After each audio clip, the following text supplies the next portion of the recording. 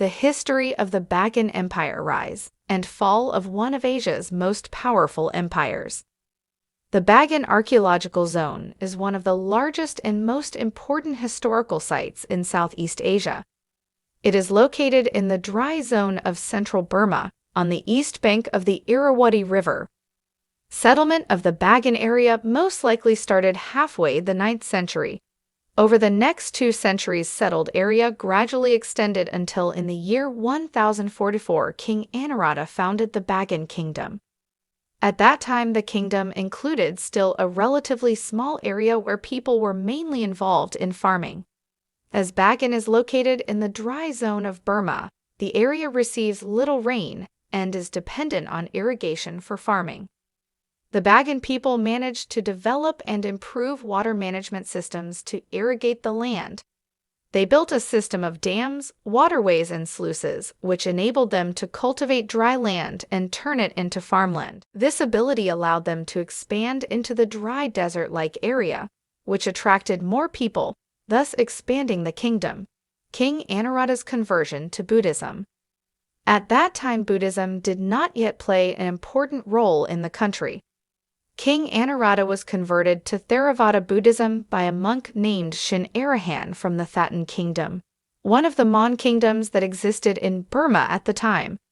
The king decided to spread Buddhism and started a massive campaign to build thousands of Buddhist temples, pagodas, and other monuments. Invasion of the Bagan Kingdom. In the year 1057, King Anuradha invaded the Bagan Kingdom. After the invasion, the Tripitaka, the sacred Buddhist scriptures containing the teachings of the Buddha, were brought back to Bagan. A large number of architects, builders, and artisans from Bagan were also brought over to Bagan, who worked on the design and construction of thousands of Buddhist temples and pagodas. This was the time that the temple building began on a massive scale. Much of the empire's wealth was used towards construction of Buddhist monuments. King Anuradha, who ruled Bagan from 1044 until 1077, had a number of impressive temples built, including the Hisroty Pagoda and the Hisroty Pagoda. Expansion of the empire and massive temple building. Over the next centuries, thousands of temples and pagoda were built by royals, as well as prosperous inhabitants of the city, in order to gain religious merit. Bagan became an important center for Theravada Buddhism and study and attracted monks from faraway countries.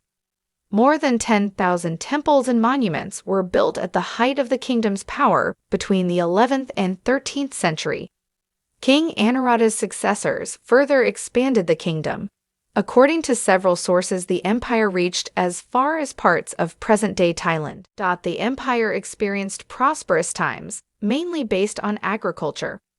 During the kingdom's most powerful period from the end of the 12th century until mid-13th century, Bagan had up to 2 million inhabitants. At that time, Bagan and the Khmer Empire of present-day Cambodia were the most powerful empires in Southeast Asia end of the empire. Because so much fertile land was used towards construction of temples and pagodas, farmland was becoming scarce during the 13th century, which posed a threat to the kingdom's wealth.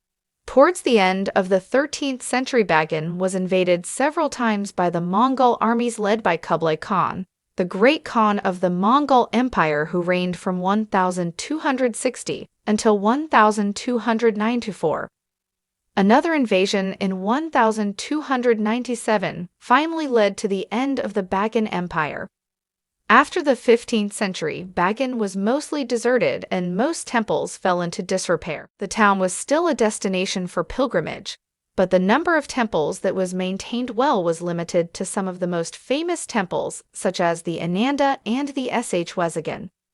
Present-day Bagan. Of the well over 10,000 monuments built, some 2,200 remain today.